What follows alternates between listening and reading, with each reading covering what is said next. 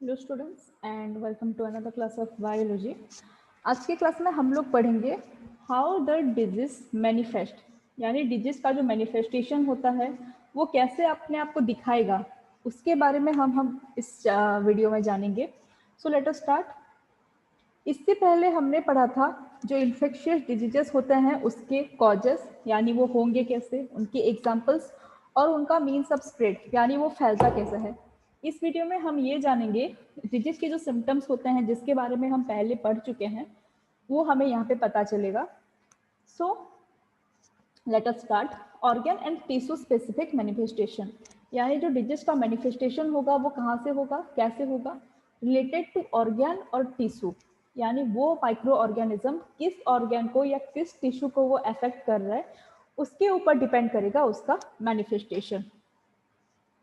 यानी जिस ऑर्गन या जिस टिश्यू उस माइक्रोब्स का टारगेट होगा उसी के रिलेटेड ही सिम्टम्स हमको देखने को मिलता है। So the disease causing microbes enter the body through different means, then the microbes go into the different places of body like tissue और ऑर्गन्स। तो जो डिफरेंट डिजीज कॉजिंग माइक्रोब्स होते हैं, बैक्टीरिया, वायरस, फंगस, प्रोटोजोन्स, हर एक bacteria, virus, fungus, protozoans बहुत सारे अलग अलग तरीके के होंगे जो हमारे बॉडी को अटैक करते हैं और वो डिफरेंट मीन्स से और डिफरेंट वे से हमारी बॉडी में एंटर करेंगे। कोई ओरल रूट से एंटर करेगा यानी माउथ से एंटर करेगा, कोई नोज से एंटर करेगा, हो सकता है कोई स्किन के थ्रू से एंटर करे। तो ये सब उनका अलग अलग मीन्स होता है। उसके बाद वो माइक्रो ऑर्गेनिज्म एक डिफरेंट प्लेस को चले जाएंगे जो कि कोई एक टिश्यू या कोई ऑर्गन हो सकता है। So different microbes have different mode of entry into the body and they stay in the different paths too. वो किसी और जगह के थ्रू से एंटर करेंगे बॉडी में और कहीं और जाके वो अपना घर बसेंगे, यानी वहाँ पे वो अपना ग्रोथ करके वहाँ पे रहेंगे।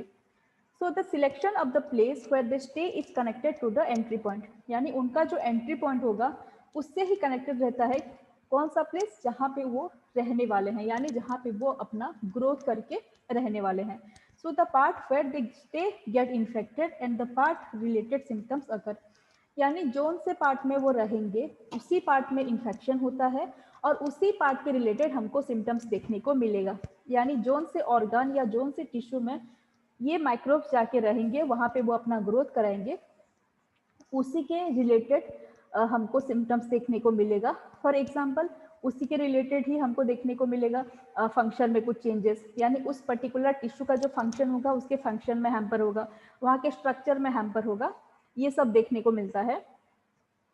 हम एग्जाम्पल अगर लेंगे, in tuberculosis the bacteria enters to the body from air by nose and then it goes into the lungs where it stay and grow. अगर हम बात करेंगे ट्यूबरक्लोसिस के बैक्टीरिया की, ये बॉडी में नोज से घुसता है, एयर के मीन से स्प्रेड होकर वो नोज से आएगा and then it go into the lungs, फिर ये लंग्स में चला जाएगा और लंग्स में ग्रो करेगा। तो ट्यूबरकुलोसिस में इसीलिए देखा जाता है कि जो सिम्टम्स होते हैं वो रिलेटेड टू लंग्स रहते हैं, यानी लंग्स के फंक्शन में प्रॉब्लम होगा, इंसान को खांसी होगा, सांस लेने में दिक्कत होगा, ये सारी चीज़ उसमें देखने को मिलेगा। बात करेंगे टाइफॉइड की, टाइफॉइड के बैक्टीरिया एंटर करता है माउथ के थ्रू से और ये जाके इंटेस्टाइन में स्टे करेगा, यानी इंटेस्टाइन में उसका ग्रोथ होगा। तो इसीलिए यहाँ पे इंटेस्टाइन रिलेटेड सिम्टम्स देखने को मिलता है। फॉर एग्जांपल अगर हम बात करेंगे, टाइफॉइड में लूज मोशन होगा, फीवर रहेगा, वहाँ पे पेट में दर्द होगा, ये सारे सिम्टम्स देखने को आएंगे। The virus that cause jaundice enter through mouth and go into the liver. जब जॉन्डिस होता है, जॉन्डिस का जो वायरस है वो माउथ से एंटर करेगा और ये लीवर पे जाके अपना ग्रोथ कराएगा, इसीलिए लीवर रिलेटेड प्रॉब्लम होता है, डाइजेशन में प्रॉब्लम होगा, वॉमिटिंग होगा, वो सारे सिम्टम्स आएंगे, पेट में दर्द होगा। अगर हम बात करेंगे HIV एक वायरस है, ह्यूमन इम्यूनोडेफिशिएंसी वायरस उसका नाम है। तो this virus enter to the body through sexual organs and the spread through the lymph nodes all over the body. अब HIV वायरस ये एंटर करेगा सेक्सुअल ऑर्गन्स के थ्रू, ये हम पहले भी पढ़ लिया मीन्स में कि जो फिजिकल कॉन्टैक्ट से स्प्रेड होता है और सेक्सुअल कॉन्टैक्ट से स्प्रेड वो HIV होता है।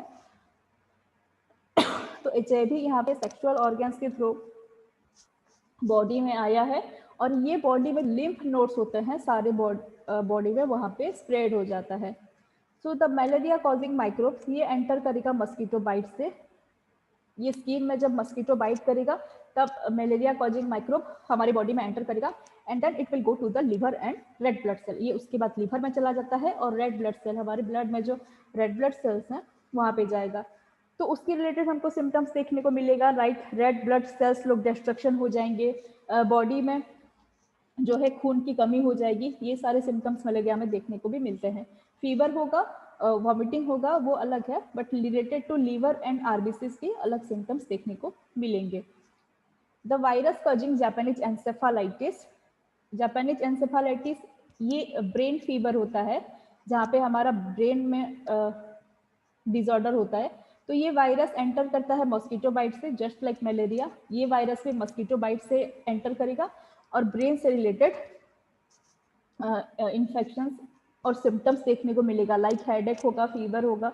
तो याद रखना स्टूडेंट्स, कोई भी इन्फेक्शन हो हमेशा फीवर कॉमन होता है। फीवर आपको हर किसी इन्फेक्शन में देखने को मिलेगा और उसके साथ जो अदर सिम्टम्स होगा वो related to that particular organ या पर्टिकुलर टिश्यू आपको देखने को मिलेगा।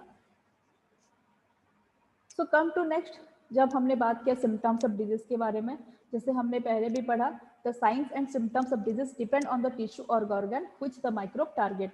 यानी माइक्रोब जिस पार्ट को टारगेट करेगा, फॉर एग्जांपल जैसे हमने बात किया था वो यहाँ पे ग्रो करता है, that may be lungs, liver, brain, कुछ भी जो उस ऑर्गेनिज्म का टारगेट ऑर्गन होगा वहीं पे ही हमको उसके रिलेटेड सिम्टम्स देखने को मिलेगा। जैसे हमने बात किया लंग्स में कफ, ब्रेथलेसनेस रहेगा। कफ मतलब खांसी होगा, ब्रेथलेसनेस मतलब सांस लेने में दिक्कत होगा। लीवर अगर टारगेट ऑर्गन हुआ तो जॉन्डिस देखने को मिलेगा, पूरा बॉडी येलो देखने को मिलेगा। अगर ब्रेन टारगेट हुआ तो वहाँ पे हेडेक होता है, वॉमिटिंग होता है, फिट्स, अनकॉन्शियसनेस होता है। फिट्स क्या होता है, ये देखो पिक्चर में, फिट्स में हाथ पाँव क्लेंच हो जाएंगे, यानी वो मुड़ जाएंगे, ऐसे करके जो मुड़ जा रहे हैं ना, ऐसे मुड़ जाएंगे और मुंह में झाग आने लगेगा, हो सकता है वो इंसान बेहोश होकर गिर जाए, दैट इज फिट्स। और उसके साथ अनकॉन्शियसनेस। अनकॉन्शियसनेस का मतलब होता है होश में ना रहना, दैट इज अनकॉन्शियसनेस।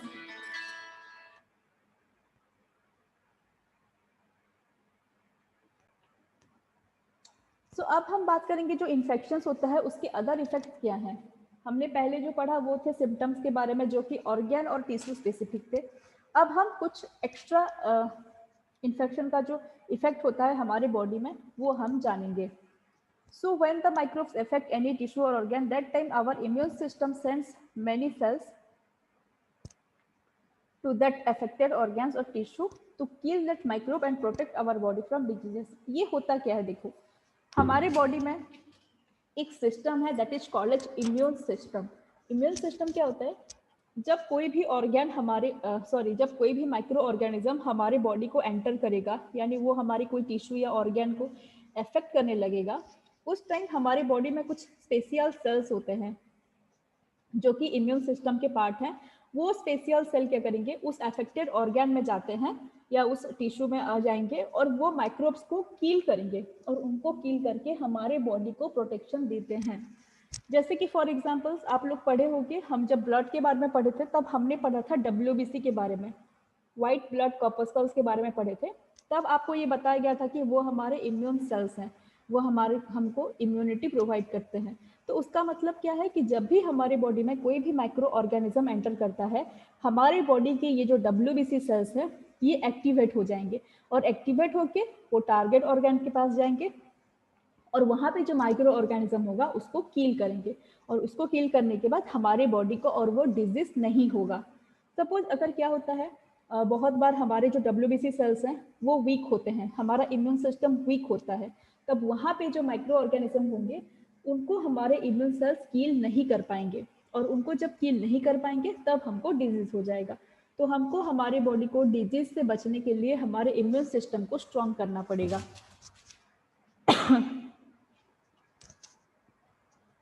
तो यहाँ पे होता क्या है, इम्यून रेस्पॉन्स होता कैसे है, देखो तो पहले जोन से ऑर्गन या टिश्यू में माइक्रोब्स जाएंगे, वहाँ पे हमारे इम्यून सेल्स लोगों भी चले जाएंगे और नाउ वहाँ पे उन दोनों के बीच एक फाइट होगा, यानी इम्यून सेल्स और माइक्रोब्स के बीच में फाइटिंग होगा। तो ये जो फाइटिंग होता है वहाँ पे कुछ लोकल इफेक्ट्स देखने को मिलेंगे, जैसे कि स्वेलिंग हो गया, वो जगह ना फूल जाएगा, पेन हो गया, दर्द होने लगेगा, और कुछ इफेक्ट देखते हैं लाइक फीवर।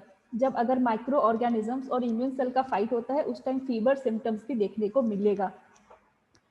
तो ये जो प्रोसेस है जहाँ पे सेल्स की रिक्रूटमेंट हुई, यानी सेल्स लोगों टारगेट ऑर्गेन में पहुंचे, वहाँ पे स्वेलिंग हुआ, पेन हुआ, बॉडी का टेम्परेचर राइज हुआ, या उस लोकल एरिया का भी अगर हम देखेंगे तो टेम्परेचर राइज होता है, उसको बोला जाता है इन्फ्लामेशन। अब सिंपली एग्जाम्पल से समझो, अगर हमको कहीं पे मच्छर ने काटा, हमने क्या देखा, जब मच्छर काटता है तो वो एक ऑर्गेनिजम्स हमारे बॉडी में दे देता है, यानी माइक्रोब्स हमारे बॉडी में एंटर किए due to the bite of mosquito. तो आप देखना उस लोकल एरिया में भी कैसे हमको खुजली होने लगता है, वहाँ पे फूल जाता है, रेडनेस हो जाता है, वो सब भी इन्फ्लामेशन होता है। उस लोकल एरिया में फूल जाना, वहाँ पे दर्द होना, उस पर्टिकुलर एरिया को अगर आप टच करोगे ना तो वहाँ पे टेम्परेचर बढ़े जैसे लगेगा, थोड़ा गर्म लगता है वो जगह। So this is inflammation. तो इन्फ्लामेशन होता क्यों है? क्योंकि जब हमारे इम्यून सेल्स और माइक्रोब्स के बीच में फाइटिंग होता है, that leads to the inflammation. तो अब हम देखेंगे एक और डिजीज के बारे में, that is HIV। What is HIV? This is human immuno deficiency virus. ये एक वायरस है और ये डिजीज क्या करेगा? ये डिजीज करता है AIDS, that is our acquired immuno deficiency syndrome. तो यहाँ पे होगा क्या, the function of our immune system itself get damage. यहाँ पे जो हमारे इम्यून सेल्स हैं उनको डैमेज हो जाता है। ये जो वायरस है HIV वायरस, ये आएगा और हमारे जो इम्यून सिस्टम के सेल्स लोगन हैं, यानी जो WBC सेल्स लोगन हैं, उनको ये हार्म करेगा, उनको डिस्ट्रॉय करेगा। तो उसमें होता क्या है, the HIV goes into the immune system and damage it function. HIV virus immune system में जाएगा और उसके फंक्शन को डैमेज कर देगा। तो यहाँ पे जब फंक्शन डैमेज होता है इम्यून सिस्टम का, so our body will not able to fight up against infection. जो डिफरेंट टाइप के इन्फेक्शन होते हैं उनसे हमारा बॉडी और फाइट नहीं कर पाएगा, क्योंकि हमने पहले पढ़ा था कि हमारे इम्यून सेल्स हमको इन्फेक्शन से बचाते हैं। तो यहाँ पे क्योंकि HIV वायरस इम्यून सेल्स को डैमेज कर रहा है, so the immune cells are not able to fight up against the infection. हमको जो उस टाइम कोई अलग अलग टाइप का इन्फेक्शन आएगा, सपोज हमारे बॉडी में उस टाइम कोई बैक्टीरिया आया, कोई वायरस आया, कोई फंगस आया, तो हमारे इम्यून सिस्टम की जो सेल्स हैं वो वीक है, इम्यून सिस्टम डैमेज हो चुका है। अब वो उस अलग बैक्टीरिया से, अलग वायरस से, फंगस से फाइट नहीं कर पाएंगे। तो हमको क्या होगा, उस टाइम बहुत सारे इन्फेक्शंस देखने को मिलते हैं। फॉर एग्जाम्पल, अगर एक छोटा सा कोल्ड हुआ, वो छोटा सा कोल्ड हमको न्यूमोनिया करके बड़ा सा डिजीज हो जाएगा। कोई माइनर गट इन्फेक्शन मतलब होता है हमारे एलिमेंटरी ट्रैक्ट का इन्फेक्शन, यानी जो हमारा डाइजेस्टिव ट्रैक्ट है वहाँ पे छोटा सा इन्फेक्शन होगा, but it leads to major diarrhoea with blood loss. वहाँ पे बहुत लेटर वो इन्फेक्शन बड़ा होके मेजर डायरिया हो जाएगा, यानी लूज मोशन होने लगेगा विथ ब्लड लॉस, स्टूल के साथ ब्लड का भी लॉस होने लगेगा। तो इस तरीके से जो HIV वायरस की वजह से अलग अलग टाइप के इन्फेक्शन हमारे बॉडी को अटैक करते हैं, इसी वजह से उस पर्सन का डेथ हो जाता है। सो एक और तरह का अगर हम देखेंगे सिम्टम्स के बारे में, तो जो सिम्टम्स होता है वो डिपेंड करते हैं माइक्रोब्स के नंबर पर। अगर माइक्रोब्स का नंबर ज़्यादा होगा तो हमको इन्फेक्शन ज़्यादा देखने को मिलेगा, और जहाँ पे माइक्रोब्स का नंबर कम होता है वहाँ पे सिम्टम्स या तो नहीं होंगे या तो कम होंगे। तो ये जो माइक्रोब्स का नंबर है ये डिपेंड किस पे करेगा? ये डिपेंड करता है हमारे इम्यून सिस्टम पे ऊपर। अगर हमारे इम्यून सिस्टम स्ट्रांग होंगे तो वो जाके वो माइक्रोब्स को किल कर देंगे, और किल करने के बाद उनका जो नंबर है वो नंबर कम जाएगा और सिम्टम्स भी कम जाएगा। लेकिन अगर हमारे इम्यून सिस्टम के सेल्स वीक होंगे तो वो उस माइक्रो ऑर्गेनिज्म को मारने के लिए कैपेबल नहीं होते हैं। उस टाइम माइक्रोब्स का जो नंबर होता है वो बढ़ जाता है और हमको ज़्यादा से ज़्यादा और सिम्टम्स देखने को मिलते हैं। So it's all about the disease manifestation. Next class we will go for the treatment and the prevention. So thank you students.